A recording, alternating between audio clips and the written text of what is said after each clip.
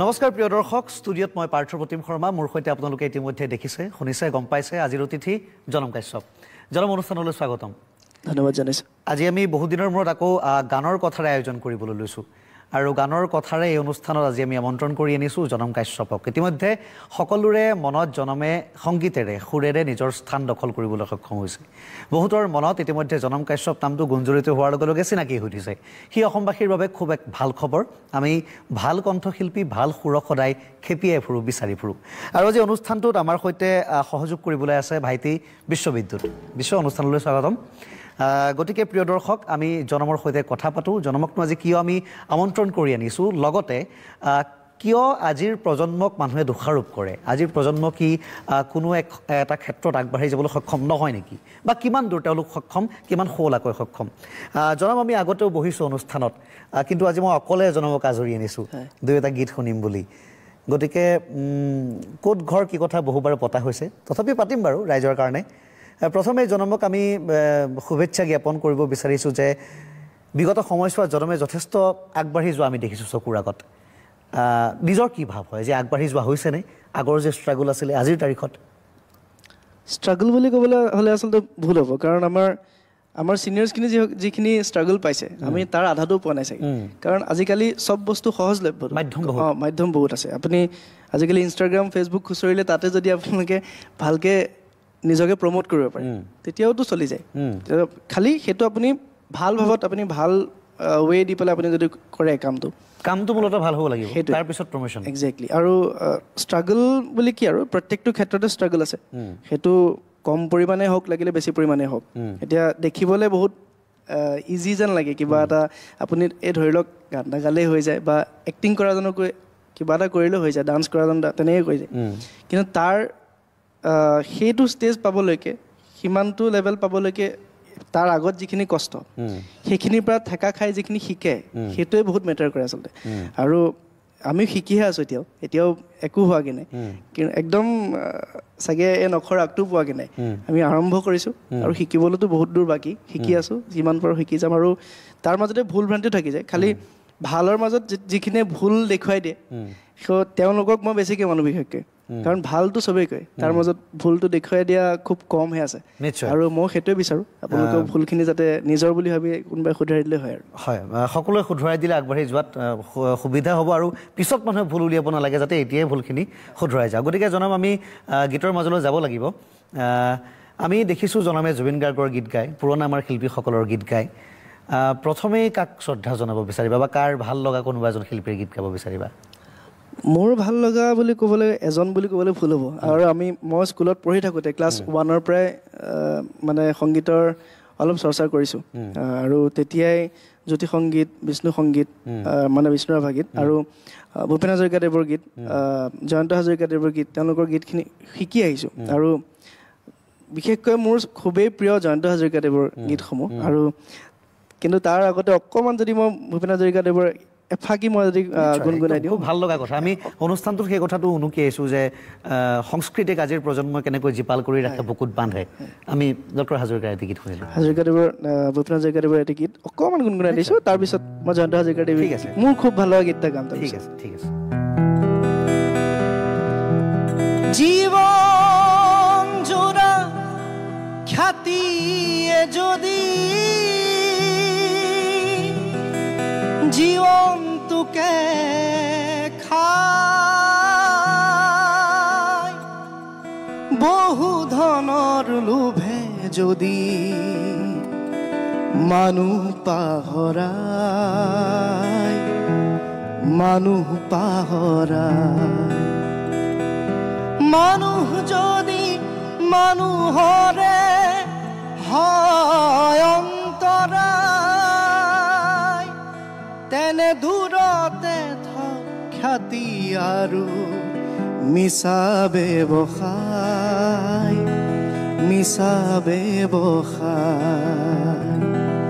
সেনেকুৱা আৰু খুব এটা আনকমন আৰু খুব ধুনীয়া গীত আমি আগতে অনুষ্ঠানবিলাক যেতিয়া প্ৰতিযোগিতা হয় তেতিয়া শুনো নিশ্চয় জনমে সৰুতে প্ৰতিযোগিতা কৰিছে ক'ৰবাত প্ৰতিযোগিতা কৰিছোঁ স্কুলত পঢ়ি থকা সময়তো আৰু ঘৰৰ ওচৰতো আমাৰ কণ কণ শিশুসকলে যি প্ৰতিযোগিতা পাতে সৰুৰ পৰাই যিহেতু এখন মঞ্চ এখন পাইছোঁ স্কুলত পঢ়ি থকা দিনৰ পৰা তেতিয়াও বহুখিনি প্ৰতিযোগিতাত অংশগ্ৰহণ কৰিছোঁ আৰু সেইখিনিৰ পৰা বহুখিনি শিকিছোঁ আচলতে বহুখিনি শিকিছোঁ আমি জনম জয়ন্ত হাজৰিকাৰ গীত এটাও জনমৰ কণ্ঠত শ্ৰোতা দৰ্শক তেখেতক মই আচলতে বহুত শ্ৰদ্ধা কৰোঁ জয়ন্ত হাজৰিকাদেৱৰ গীতটি মোৰ ভাল লগা এটা গীত আৰু মই যিহেতু মঞ্চতো মই এইটো গীতটি গাওঁ অকণমান গুণগুণাই দিছোঁ মায়াময় ৰূপালী জোনা ছায়া ঘন সৰলৰে জিৰ জিৰ জিৰ জুৰিৰে পাৰ পামনে মই পামনে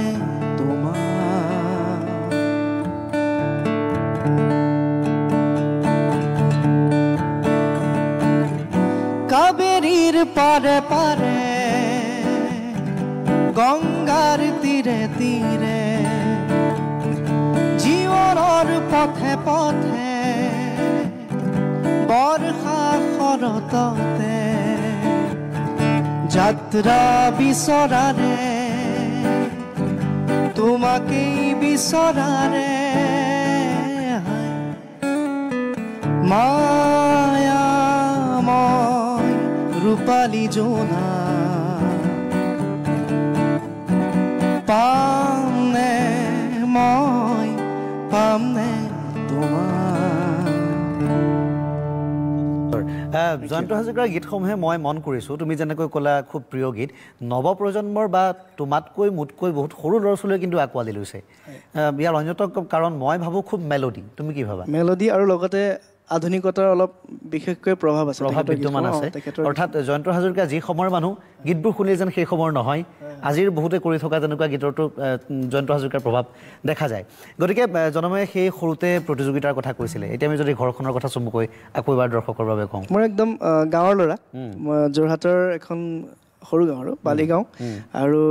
বালিগাঁও জানখনত মোৰ ঘৰ আৰু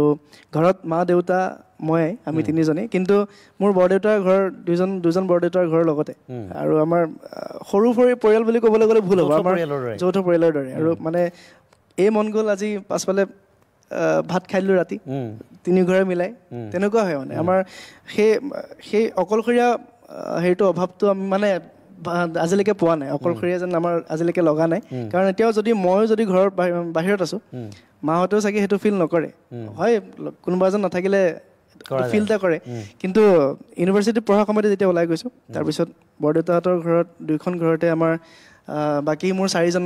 ককাইদেউ 4জন দাদা তুমি ডিব্ৰুগড় বিশ্ববিদ্যালয় পাৰফৰ্মিং আৰ্টছ তাৰপিছত সংগীতৰ ক্ষেত্ৰখন বিচাৰি ঢপলিয়াই গুৱাহাটীলৈ অহা সময়ছোৱা সেইটো মই কি ক'ম মই ইউনিভাৰ্চিটিৰ পৰা আচলতে এখন ডাঙৰ মঞ্চ পাইছোঁ আৰু সেই মঞ্চখনৰ পৰা বহুখিনি মানুহ লগ পাইছোঁ তাৰপিছতে আচুৰ্যদাৰ লগতো কথা বতৰা হ'ল তেখেত মোৰ দুজন বন্ধু সমুদ্ৰ বৰা আৰু ভাৰ্গৱ খাউন তেওঁলোকে কথা বতৰা পতাই দিছিলে তাৰপিছতে মই ছিক্স ছেমিষ্টাৰ লাষ্টত আৰু মই পাৰফৰ্মিং আৰ্টছৰ BA কৰিছিলোঁ তাতে তেতিয়াই আচুৰ্যদাৰ লগত ষ্টেজ প্ৰগ্ৰেমৰ কাৰণে মোৰ লগত কণ্টেক্ট কৰিছিলে তাৰপিছত সেয়া আৰু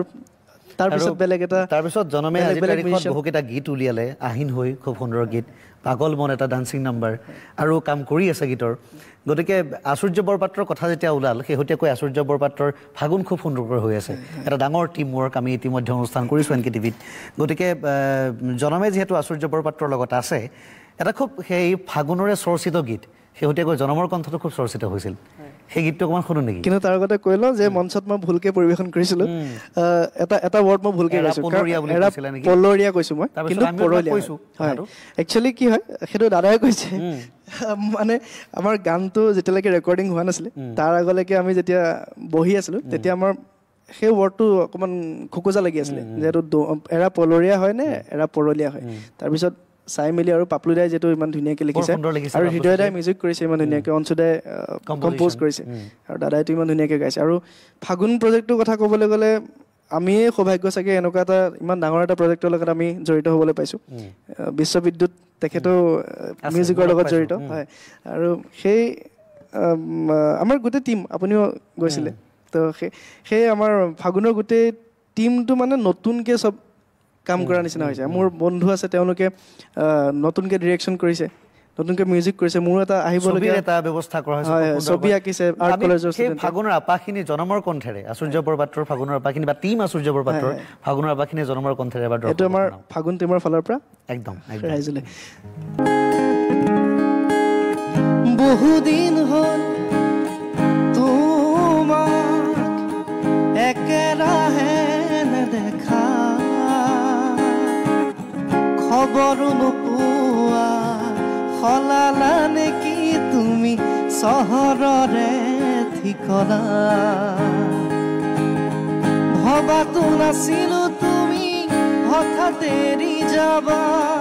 কৰি এৰা পৰলীয়া তুমি নহ'লে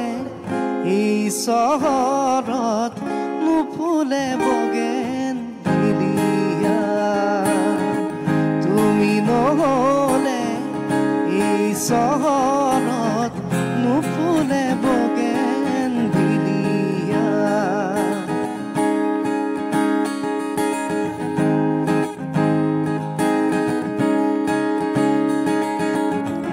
উকা কাগজৰ দৰে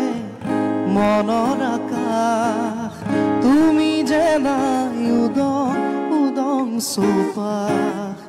ভাল পোৱা ৰঙেৰে ফুৰি আছা তুমি নকলা কিনো হ'ল কিয় গলা দূৰৰে ভবাতো নাছিলো তুমি হঠাৎ এৰি যাবা কৰি এৰা পৰলীয়া তুমি নহ'লে এই চহৰত নুফুলে বগেন ভিলিয়া তুমি নহ'লে এই চহৰত নুফুলে বগেন ভিলিয়া নুফুলে বগেন ভিলিয়া নুফুলে বগেন ভিলিয়া আমি খবৰ পোৱা মতে এই গীতটো জনমে ক'ৰবাত গোৱাৰ পিছত বোলে বহু ফলোৱাৰ্ছ বাঢ়িছে মেছেজেছ আহিছে এনেকুৱা কিবা কিবি হৈছে সেইটো মোৰে ভাল লাগিছে আৰু প্ৰথম চাগে দাদাইটো গাইছে ষ্টেজত কিন্তু একদম গানটো ৰিলিজ হোৱাৰ 3 দিন পিছতে প্ৰথম ষ্টেজত মই পাৰফৰ্ম কৰিছোঁ আৰু সেইটো মোৰ ভাল লাগিলে সেই কটনত এটা অনুষ্ঠান আছিলে কটনৰ RKB হোষ্টেলত তেতিয়া সেইখন মঞ্চতে মই প্ৰথম এই অকল ভবাতো নাছিল এই পাৰ্টটো অকণমান গাই দিছিল তেতিয়া সেই খালি ভুলকে গাইছোঁ তাৰ কাৰণে ক্ষমা প্ৰাৰ্থী ভুলটো সন্মুখত মানুহৰ সন্মুখত স্বীকাৰ কৰিব পৰাটো খুব এটা ডাঙৰ কথা তুমি উল্লেখ কৰিছা জনম আমি ভুলটোৰ কথা উনুকিয়ালোঁ যেতিয়া আমি প্ৰথমতেও পাতিছিলোঁ যে শিক্ষালৈ প্ৰকৃতাৰ্থত আগবাঢ়ি যোৱা আৰু কেৱল পপুলাৰিটিৰ বাবে জনপ্ৰিয়তাৰ বাবে কিবা এটা কৰি আগবাঢ়ি যোৱা এই পাৰ্থক্যটোৱে ভৱিষ্যতে কেনেকৈ বিপদত পেলাই বা সহায় কৰে আচলতে শিক্ষাটো বেচিক্সখিনি আপোনাৰ সদায় প্ৰয়োজন আপুনি এটা ষ্টেজলৈকে যাব তাৰপিছত যদি আপোনাৰ বেচিক নলেজখিনি নাথাকে মানে একদম শিপাডালে যদি আপুনি চিনি নাপায় তেতিয়া কোনোবা নহয় কোনোবাখিনি ক্ষেত্ৰত চাগে আপোনাৰ ক'ৰবাত নহয় ক'ৰবাত অসুবিধা এটা হ'বই কাৰণ আপুনি একদম শিপা নাথাকিলে গছডাল কেনেকৈ থাকিব তেনেকুৱা ন কথাটো আৰু একদম যদি বেচিক নলেজ নাথাকে তেতিয়া আপুনি ৰিয়াজ কৰোঁতে কেনেকৈ ৰিয়াজ কৰিব লাগে সেইটোও যদি আপুনি গম নাপায় কাৰণ তাৰপিছত ক'ৰবাত ভইচটো যদি ক্ৰেক হয় কেতিয়াবা সেইটোৰ পৰা আপুনি কেনেকৈ যতন ল'ব পৰিত্ৰাণ কেনেকৈ পাব সেইটো জনাটো বহুত দৰকাৰ আৰু খোজকাঢ়িবই যদি নাজানো বাট এটা পালেও আমি খোজকাঢ়ি কেনেকৈ একদম সেইটো কথা সৰলকৈ গতিকে বেচিকখিনি জনাটো দৰকাৰ আৰু সকলোৱে নিজৰ সেইটো কৰি যাব লাগে আৰু নিশ্চয় আমি দেখিলোঁ যে জনমে সেই গীতখিনি গাইছে জয়ন্ত হাজৰিকা ভূপেন হাজৰিকাৰে হওক জনমে নিজৰ বহুকেইটা গীত উলিয়াইছে তাৰে মাজত প্ৰথম আছিল খুব সম্ভৱ আহিন হৈ গীতটোৱে জনপ্ৰিয়তা লাভ কৰিছে আৰু NKTVৰ মঞ্চতো জনমে আগতে গাইছে আমি সেই গীতটো এবাৰ দৰ্শকক শুনাম আহিন হৈ আগত আৰু দুটা কৰিছিলোঁ কিন্তু এইটো মানে মোৰ খুব ভাল লগা এটা গান আৰু এইটো বাপুদাই পাপলুদা আৰু অঞ্চুদাৰ লগত প্ৰথমটো কাম পাপলুদাই লিখিছিলে অঞ্চুদাই সুৰ কৰিছিলে তাৰপিছত তাৰ আগতে জোনাক বিচাৰো বুলি এটা গান কৰিছিলোঁ সেইটো এটা বৰ ভাল লগা গান মোৰ ছিনিয়ৰ এজনে সুৰ কৰিছিলে আৰু মিউজিক কৰিছিলে আমাৰ সকলোৰে চিনাকি আৰু বুলবুল দাস দা তেখেতে মিউজিক কৰিছিলে কিন্তু আহিনটো যিহেতু ভাল লগা গান সেইটো মই অকণমান গাই দিছোঁ আহিন হৈ ৰোৱানা মনৰে পথাৰত নিয়ৰ হৈ চুমানা মৰমৰ পৰশ প্ৰভাতী পক্ষী হৈ মুখাৰ পুৱাবা সন্ধিয়াৰ জোনাকী হৈ মোৰ চোতাল ভৰাবা তুমি মোৰ আশে পাশে প্ৰতিপলে থাকিবা সদায় তুমি মোৰ মনে প্ৰাণে সযতনে থাকিবা সদায় আহিন হৈ ৰোৱানা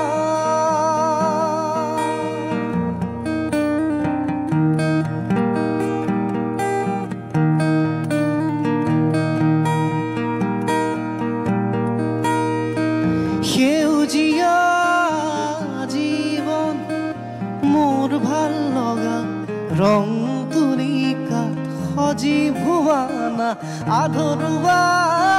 ছবিখন মোৰ ভাল লগা শ্যামলী ৰহন লৈ নাচি উঠানা অ' তুমি বিশাল পথাৰৰ বীজ মোৰ অ' তুমি অতি চেনেহৰ ঋতু মোৰ আহিন যেন মোৰ হৃদয় আহিন হৈ ৰোৱানা মনৰে পথাৰত নিয়ৰ হৈ চুমানা মৰমৰ পৰশ প্ৰভাতী পক্ষী হৈ মুখাৰ পুৱাবা সন্ধিয়াৰ জোনাকী হৈ মোৰ চোতাল ভৰাবা তুমি মোৰ আশে পাশে প্ৰতিপলে থাকিবা সদায় তুমি মোৰ মনে প্ৰাণে সযতনে থাকিবা সদায় আহিন হৈ ৰোৱানা খুব সুন্দৰ গান এই গীতটোৰ পিছত জনমৰ ৰেছপন্স কেনেকুৱা আছিল মানে শ্ৰোতা দৰ্শকে কেনে ৰেছপন্স দিছিল এইটো আচলতে ইয়াৰ এনেকুৱা নহয় যে বহুত কিবা কমাৰ্চিয়েল কিবা এটা বহুতে সেইটো বেলেগ কথা খুব ভাল ভাল গানৰ ইউটিউবত ভিউজ কম আজিকালি যিমানখিনিৰ পৰা যিমানখিনি কমেণ্ট পাইছোঁ যিমানখিনি মানুহৰ মৰম পাইছোঁ মানে এনেকুৱা নহয় যে কিবা এটা থাকি গৈছে মিউজিকটোৰ ফালৰ পৰা ইমান ধুনীয়াকৈ কৰিছে আৰু সুৰো ইমান ধুনীয়াকৈ কৰিছে আৰু নীলিম মহন্তৰ এটা আৰ্টিষ্টিক ভিডিঅ'টো কৰিছিলোঁ তেতিয়া মোৰ লগৰ এজনে ডিৰেকশ্যন কৰিছিলে আমি খুব ঘৰুৱাভাৱে কৰা এটা ভিডিঅ' 4জন মানুহ গৈছোঁ আমি ইয়াৰ পৰা আৰু নীলিম দা তাতে ছবি এখন আঁকিছে সেইটো লৈ পেলাই সেই লখিমপুৰৰ বগী নদীৰ পাৰত আমি তাতে ভিডিঅ'টো কৰিছিলোঁ ভাৰ্গৱ খাউন সমুদ্ৰ বৰা আৰু মনোজ বৰেক আমি 3জন আৰু লগতে মোৰ সৈতে 4জন আমি 5জন মানুহ মিলি নীলিম দাৰ সৈতে ভিডিঅ'টো কৰিছিলোঁ আৰু খুব ধুনীয়া এটা ৰেছপন্স আৰু ভাল লগা এটা কাম ভাল লগা গীত তাৰপিছত জনমৰ আৰু এটা গীত আহিল পাগল মন অলপ বেলেগ ধৰণৰ মানুহে শুনি নাচিব পৰা এটা গীত তাৰপিছত জনমে বিহুৰ কাম কৰি আছে অৰ্থাৎ বিহু মঞ্চত এবাৰ জনমক দেখিবলৈ পোৱা যাব নিশ্চয়কৈ দেখিবলৈ পাব আৰু যোৱা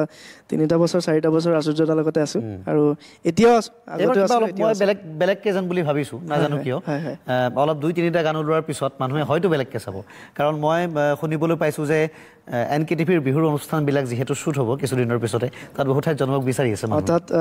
শ্বুট হ'ব আৰু তাত মই উপস্থিত থাকিম গতিকে আপোনালোক সকলোৱে চাই থাকিব NKTVৰ প্ৰত্যেকটো অনুষ্ঠান আৰু খুব মৰম দিয়ে আচলতে ৰাইজৰ সেই মৰমখিনি আৰু সেই মৰমখিনি আমি আশীৰ্বাদ হিচাপে লওঁ সেইখিনিৰ পৰা আমি বহুতখিনি আগবাঢ়ি যাবলৈ উৎসাহ পাওঁ শিকিবলৈ আমি উৎসাহ পাওঁ আৰু বিহু আগতে যোৱা বছৰো কৰিছোঁ এটা ঘুনুচা বুলি সেইটোও খুব মৰম দিছে সেইটো প্ৰথমবাৰৰ কাৰণে ইমান কোৰিঅ'গ্ৰাফ বিহু এটা নাচিছিলোঁ আৰু অংকুৰ দাই নচুৱাইছিলে আৰু সেইটোত আমাৰ চুমকি বা আৰু আমাৰ ত্ৰৈলোক্য দা তেওঁলোকে অভিনয় কৰিছিলে সেইটো তেনেকেই ঘৰুৱাভাৱে কৰা সকলোৱে সহায় কৰিছিলে গানটো কৰোঁতে আৰু সদায় বেকবন হিচাপে আচুৰ্য দা আছেই তেওঁৱে থাকে আমাৰ প্ৰত্যেকটো ক্ষেত্ৰতে দিশটো দেখাই দিবলৈ আৰু এই বছৰো কৰিছোঁ এটা গেজেং ফুল বুলি সেইটো এতিয়া মই গুণগুণাই নিদিওঁ বাৰু কাম চলিহে আছে আমি ওলাবলগীয়া বিহুটো নুশুনো আৰু মঞ্চত যিহেতু জনমে এবাৰ গীত গাব গতিকে প্ৰিয় দৰ্শক আমি জনমৰ সেই বিহু সুৰীয়া কণ্ঠটো কেনেকুৱা এবাৰ শুনিবলৈ চেষ্টা কৰিম পাগল মন গীতটো কেনেকুৱা আছিল আকৌ এবাৰ আপোনালোকক জনমৰ কণ্ঠত শুনাম আৰু জনমৰ বিহু অনুষ্ঠান কেনেধৰণৰ আছে মাননী সম্পৰ্কীয় কিছু কথা আমি পাতিম কিন্তু তাৰ পূৰ্বে অনুষ্ঠানত সময় হৈছে কিছু বিৰতিৰ